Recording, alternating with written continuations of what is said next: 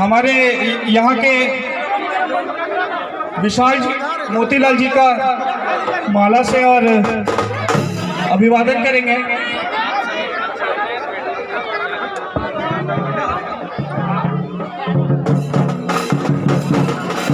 तालियां रुकनी नहीं चाहिए, तालियों से जोरदार स्वागत कीजिएगा भाई। शायद ढांगी में पहली बार मोतीलाल जी आए हैं तो तालियों का स्वागत कीजिए, तालियां रुकनी नहीं चाहिए। मैं आग्रह करूंगा मोतीलाल जी अपनी बातों से आप सबको संबोधन करें। और हमारे झूमर साथी, हमारे झूमर टीम के जितने भी साथी हैं अपने कमेटी के वॉलंटियर साथी, बंद कराओ इसको। आप लोग अपना जिम्मेवारी वॉलंटियर नहीं कर रहे भाई। ठीक है, आप लोग बैठिए। हेलो, स्टेज के दाहिनी और खाली कर दे जेंट्स। कृपया हमारी माता बहनों को दिक्कत हो रही है, आपसे अनुरोध है कि आप स्टेज की बाईं ओर चल जाएं। जितने भी स्टेज के दाएं और दादा भैया लोग हैं, आप लोग से अनुरोध है कि आप स्टेज के बाईं ओर चले जाएं। ठीक है, वॉलंटियर अपना सफलतापूर्वक काम कीजिए।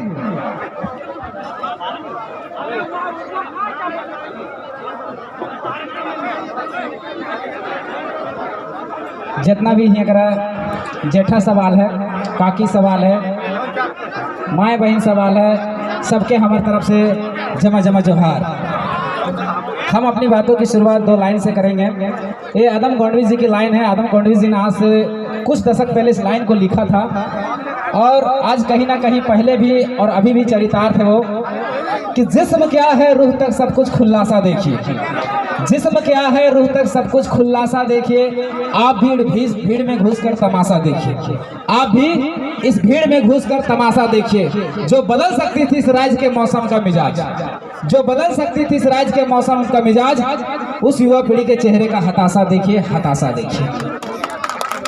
आज झारखंड को अलग हुए 24 साल हो गया है, लेकिन आज हमारा युवा पीढ़ी जो है दर दर की ठोकरें खा रहा है, पलायन को मजबूर है, बंधुआ मजदूरी करने को मजबूर है। कारण क्या है? क्या झारखंड में रोजगार नहीं है? लेकिन यहाँ एक अच्छा नीति नहीं होने के कारण, अच्छा पॉलिसी नहीं होने के कारण, अच्छा कानून नहीं होने के कारण हमारी जो युवा पीढ़ी है वो कभी मुंबई तो कभी दिल्ली तो कभी गुजरात तो कभी कहाँ पे जा रहा है। क्या करने के लिए? असम भूटान तक चला गया है। क्या करने के लिए? मजदूरी करने के लिए, टेम्पू चलाने के लिए। तो जब इन नीतियों के बारे में जब हम लोगों ने जानने का प्रयास किया कि आखिर झारखंड का इतना मिनरल्स देने वाला, इतना खनिज देने वाला राज्य आखिर इस तरह का शोषण और जुल्म क्यों सह रहा है, तो हम लोगों ने जब जड़ में जाने का कोशिश किया तो हमने एक ही चीज बात को पता चला कि झारखंड अलग हुए 24 साल हुआ, लेकिन झारखंड को आज तक एक आइडेंटिटी नहीं मिल पाया, एक पहचान नहीं मिल पाया। झारखंड तो मिला, भौगोलिक रूप से झारखंड हमें मिल गया, लेकिन हमारी पहचान होनी चाहिए थी कि नहीं? पहचान होनी चाहिए थी कि नहीं? जैसे आप जब महाराष्ट्र जाइएगा तो वहाँ पहचान है कि मराठी कौन है। जैसे आप गुजरात जाइएगा तो वहाँ पहचान है कि गुजराती कौन है। जैसे आप बंगाल जाइएगा तो वहाँ पहचान है कि बंगाली कौन है। जैसे आप बिहार जाइएगा तो वहाँ पहचान है कि बिहारी कौन है। लेकिन झारखंड आने के बाद आपको पहचान नहीं मिलेगा कि झारखंडी कौन है। तो झारखंडी का पहचान होना चाहिए था कि नहीं? होना चाहिए था, लेकिन 24 सालों में पहचान नहीं मिल पाया। उसी पहचान की लड़ाई आज हम लोग 2 साल से लड़ रहे हैं। तो सबसे पहले समझने की जरूरत है कि वो पहचान हमें मिलेगा कैसे। हम लोग बात कर रहे हैं 1932।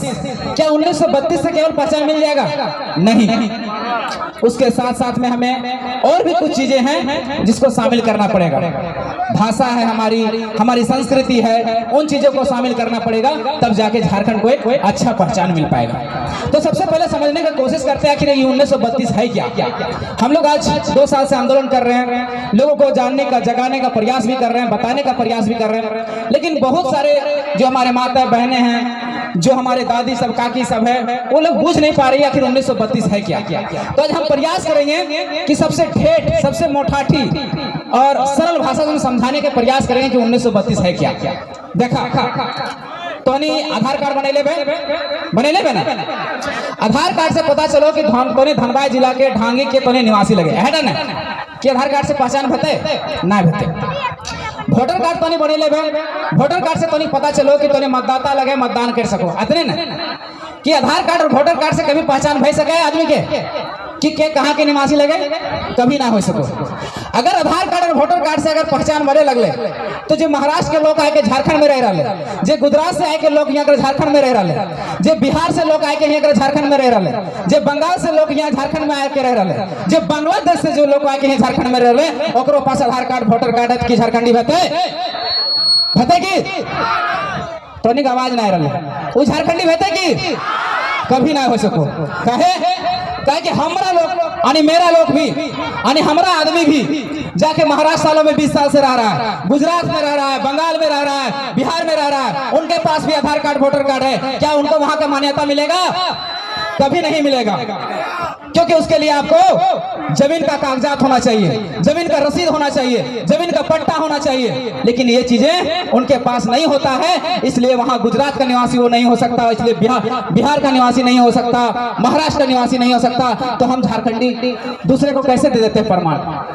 आए यहाँ पर 20 सालों से 30 सालों से जो लोग आए हैं वो दावा कर रहे हैं कि हम 40 सालों से झारखंड में रह रहे हैं, हम भी झारखंडी है। झारखंडी होगा क्या?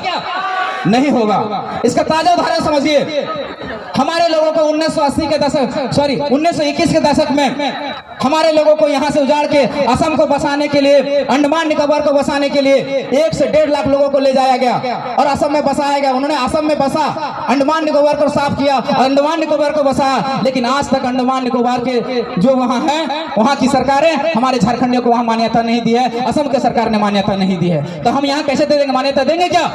नहीं दे सकते। और समझिए 1932 में काकी सब तो नहीं समझिए, जेठी सब तो नहीं समझिए, 1932 से अगर से लाभ की भेतो मान लीजिए तोर बचवा तो नहीं है ना घोरना घोरना टमाटर बुझे बिलाती बुझे तो तोने टमाटर लगवो है, आलू लगवो है, बिलाती लगवो है, अगर पहले तोने घोरना घोरा है ना। किस लिए घोरना घोरो है? कि अगर तोने टमाटर लगेले, बिलाती लगेले, चाहे आलू लगेले, उठा तो नहीं चेर ना जाओ है खातिर ने। अब हमने सरकार की कर लियो कि हमने के लिए घोरना घोरबे ना कर लियो, तो जब तक घोरना ना घोर लियो और मान लीजिए 100 को नौकरी निकल लो तो 100 को 90 को नौकरी बाहर के लोग ले जीतो कि ना ले जीतो, और वो 90 को नौकरी सुरक्षित तौर हाथे कैसे होतो? जब तक वो घोरना घोर होतो। आज तोर 500 टका के 1000 टका के बिलाती लगवो है, आलू लगवो, ओकर लिए तोने घोरना घोरो। अब इतना बड़ा तोने के जीवन हो जगह में तोर बाल बच्चा के तोने रोजगार मिल सको हो, लेकिन ओकर लिए घोरना घोरे के काम ना कर ले, तो इधर घोरना घोरे पड़ते कि ना पड़ते? अच्छा तोने टाटी मतलब बुझे? टाटी ना बुझे? जब गोहाल घर लगवा, गोहाल घर में आप कमायर लगवे लगल था, दरवाजा लगवे लगल था, पहले टाटी बोल बांस के बनल रहा टाटी।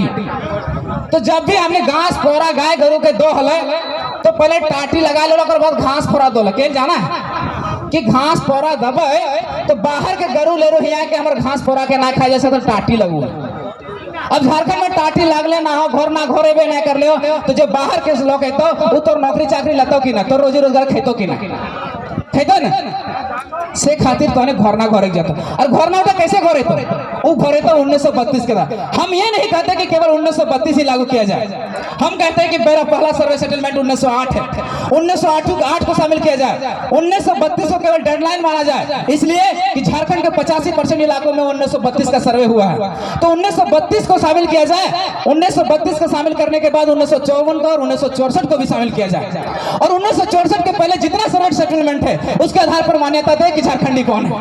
ये हम मांग कर रहे हैं। हम ये नहीं मांग कर रहे कि केवल 1932 ही होना चाहिए, नहीं। हम जो बात करेंगे वो संवैधानिक करेंगे, जो बात करेंगे हम ऑथेंटिक बात करेंगे, जो लागू हो सकता है, जो नियम बन सकता है, जो कानून बन सकता है, जो अन्य राज्यों में है वही हम बात करेंगे। उसके बाद जब 1932 हमारा लागू होगा, हमारे झारखंडियों को पहचान मिलेगा। उसके बाद हमारे जो बच्चे हैं, हम बच्चों के लिए अपना नौकरियां कैसे सुरक्षित करेंगे? उसके लिए हमारी भाषा है, जैसे झारखंड में 5 जनजाति और 4 क्षेत्रीय भाषा है, संथाली है, मुंडारी है, कुड़ुक है, हो है, खड़िया है, और 4 क्षेत्रीय भाषा खोटा है, कुड़माली है, नागपुरी है, पंचपरगनिया है। इन भाषाओं के बैरिकेडिंग लगाया जाए, घोर ना घोरा जाए। बैरिकेडिंग मतलब क्या? देखिए वो अतिथि के लिए एक बैरिकेडिंग बना हुआ है कि वो अतिथि रूम है, वहां पर बाहर के लोग नहीं आ सकते। क्यों? ये बैरिकेडिंग है। बस उसी तरह से राज्य में बैरिकेडिंग लगाया जाए भाषा का कि बाहर के लोग यहाँ पर घुस ना पाए, तभी हमारी नौकरियां सुरक्षित होगा। सुरक्षित हो सकती है हमारे हाथों में। इसलिए हम बात करते हैं, हम केवल ये नहीं कहते कि केवल 1932, सबसे पहले झारखंड सरकार हमें 1932 और खतियान आधारित पर पहले हमें परिभाषित करे, आइडेंटिफाई करे कि झारखंडी कौन है। उसके बाद हमारे भाषा का बैरियर लगाया जाए। जब ये चीजें हो जाएगा उसके बाद नियोजन बनाया जाए। नियोजन में ये चीजें होना चाहिए कि अगर सी और डी की नौकरियां हैं उसमें 90% हमारे बच्चों का होना चाहिए, और ऑफिसर का पोस्ट है या प्राइवेट नौकरियां हैं उसमें हमारे बच्चों का 75% होना चाहिए, तभी हमारा हक अधिकार मिल पाएगा। आज झारखंड में क्या हो रहा है, ये चीजें नहीं होने के कारण क्या हो रहा है, आज आप पीजीटी का वैकेंसी देख लीजिए, लैब असिस्टेंट का वैकेंसी देख लीजिए, इंजीनियरिंग की वैकेंसी देख लीजिए, सभी में 75% से 80% बाहर के लोग घुस जा रहे हैं। तो हम कहां जाएंगे? आज हमारी बेरोजगारी दर 12% से बढ़कर 18% हो चुका है। यानी हमारे 3.5 करोड़ की आबादी, जिसमें से अगर 18% निकालते हैं तो 60 लाख बेरोजगार, 60 लाख बेरोजगार, समझिए। अरे चलिए उसका भी हम छोड़ देते हैं। हेमंत सोरेन ने 5,000 और 7,000 रोज बेरोजगारी भत्ता देने के लिए जो रजिस्ट्रेशन करवाया था उसमें हमारे 10 लाख युवा पीढ़ी ने रजिस्ट्रेशन करवाया। यानी हमारा पीजी पीएचडी किया हुआ 10 लाख छात्र बेरोजगार है। तो उनके हाथों में नौकरियां कैसे सुरक्षित होगी? वो एकमात्र विकल्प वही है कि सबसे पहले हमें पहचान दिया जाए, पहचान देने के बाद हमारे लिए नियोजन बनाया जाए, तब जाके चीजें कारागार हो सकती है। इसलिए और तुम्हारे लिए, आपके लिए साथियों, आप कहते हैं कि प्राइवेट नौकरियों में 75% मिलना चाहिए। अरे चलिए मान लिया कि 75% आपके लिए नियम बना दिया, कानून बना दिया, लेकिन अगर जब तक आप लोग पढ़ेंगे नहीं तो कैसे नियम और कानून में काम होगा? टाटा के एमडी से जब पूछा गया 75% का जब रूल आया तो टाटा के एमडी से एक बात पूछा गया कि जो 75% की जो कानून है क्या झारखंड में लागू हो सकती है? टाटा के एमडी ने कहा हाँ लागू हो सकती है, लेकिन एक शर्त पर लागू हो सकती है कि हमें टाटा में मेटालर्जिकल लेबोरेटरी का एक पोस्ट है मान लिया जाए, और यहाँ मेटालर्जिकल लेबोरेटरी का कोई बंदा कोर्स किया ही नहीं है, तो उसको हम बाहर से नहीं लाएंगे तो झारखंड से कहाँ से देंगे? इसलिए साथियों आप लोग से निवेदन है कि जितना भी कोर्सेज होता है, जो भी कोर्स होता है, हम लोग को उसमें भी काम करना पड़ेगा, तभी हम घुस सकते हैं। लेकिन और अगर चाहेंगे कि केवल 75 और 90% करते रहेंगे तो इस तरह से संभव नहीं है। नियम भी बन जाएगा, कानून भी बन जाएगा, और अगर आप पढ़े लिखे नहीं रहेंगे, वो कोर्स नहीं किए रहेंगे, तो आप कभी नहीं घुस सकते, इस चीज को जान लीजिए। और नियोजन नीति और स्थानीय नीति की बात हम इसलिए कर रहे हैं, अब थोड़ा सा चुनाव की बात है तो चुनाव की बात कर लेते हैं। कुछ लोग कहेंगे कि लड़का लोग भाषा से शुरुआत किया, खतियान में आया और अब पॉलिटिक्स करने लगा। आज के युवा पीढ़ी कहता है आई हेट पॉलिटिक्स। कहे भैया क्यों I hate politics? Why? Behind the reason क्यों आई हेट पॉलिटिक्स? अरे आप पढ़े लिखे युवा अगर पॉलिटिक्स नहीं करेंगे, पॉलिटिक्स तय करता है कि आप क्या खाएंगे, क्या पहनेंगे, क्या किस गाड़ी पे चलेंगे, ये पॉलिटिक्स डिसाइड करता है। आज 7 लाख पर टैक्स लगाना है कि 10 लाख पर टैक्स लगाना है, पॉलिटिक्स डिसाइड करता है, और आप कहते हैं आई हेट पॉलिटिक्स। माय साहब तो याद करिए, तो जो माथा में तो सिंदूर लगे 10 टका के, और में 2 टका तो टैक्स भर ले। ये 2 टका टैक्स तय करे वाला पॉलिटिक्स तय करो, तो नेता तय करो, तो विधायक तय करो, और तो बोला आई हेट पॉलिटिक्स। आज तो 100 रुपया के पेट्रोल भराया है, 100 टका में 20 टका जीएसटी ले ले केंद्र सरकार, 20 टका जीएसटी ले ले तो राज्य सरकार 40 टका के टैक्स लगे ले। अगर 40 टका माफ कर दिया जाए तो थोड़ा 60 टका में पेट्रोल आई। तो ये कौन तय किया? ये आपका सांसद तय किया, आपका विधायक तय किया, और आप बोलते हैं हेड पॉलिटिक्स। भैया ये लव पॉलिटिक्स। एक बहुत बड़े विशेषज्ञ ने कहा था कि राजनीति से अर्थव्यवस्था चलती है और अर्थव्यवस्था से दुनिया चलती है। तो भैया राजनीति कीजिए, आई हेट पॉलिटिक्स नहीं, आई लव पॉलिटिक्स कीजिए। और ये कहता है कि ये लोग सांसद बनना है, विधायक बनना है। हाँ हम कहते हैं कि हम सांसद और विधायक बनना है। क्यों बनने का जरूरत पड़ गया? हम भी पढ़ने वाले छात्र थे, हम भी सिविल सर्विस का स्टूडेंट थे, क्यों हमें पॉलिटिक्स में करना पड़ गया? क्योंकि आप वो हमारे लिए नीतियां नहीं बनाए, आप हमारे लिए कानून नहीं बनाए, इसलिए पॉलिटिक्स करना पड़ रहा है। और हम कहते हैं विधायक सांसद क्यों बनना चाहिए, अब हम बताते हैं। अब बात करते हैं नियम और कानून का। आपको 1932 का तो बात कर दिया है। 1932 को लागू करने के लिए आपको 9वीं अनुसूची में जाना पड़ेगा।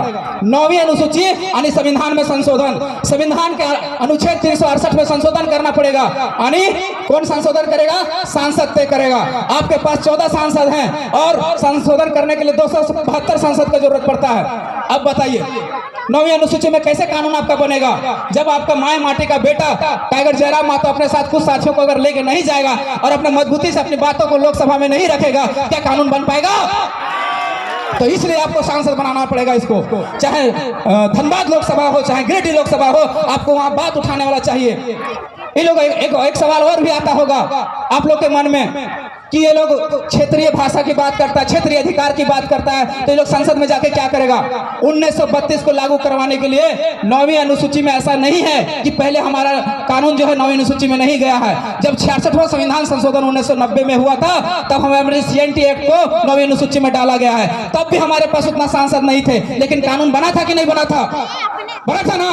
तो आज भी कानून बनेगा, केवल आवाज उठाने वाला होना चाहिए आपके सदन में। इसलिए ये चीजें होनी चाहिए। और दूसरा बात, आपको डाइवर्ट करने का प्रयास चलेगा कि लड़ाई 1932 जो है ये महतो की लड़ाई है। नहीं भैया, ये बरगलाने का षड्यंत्र है, साजिश है। अच्छा आप लोग बताइए, हमारे लिखा रहता है, हम लोग नारा लगाते हैं कि हमारी पहचान 1932 का खतियान, झारखंडियों की पहचान 1932 का खतियान। अगर महतो की रहता तो लिखा नहीं रहता कि महतो की पहचान 1932 का खतियान, आदिवासियों की पहचान 1932 का खतियान, मुसलमानों की पहचान 1932 का खतियान, मंडल की पहचान 1932 का खतियान, बावरी का पहचान 1932 का खतियान। पर ऐसा है क्या?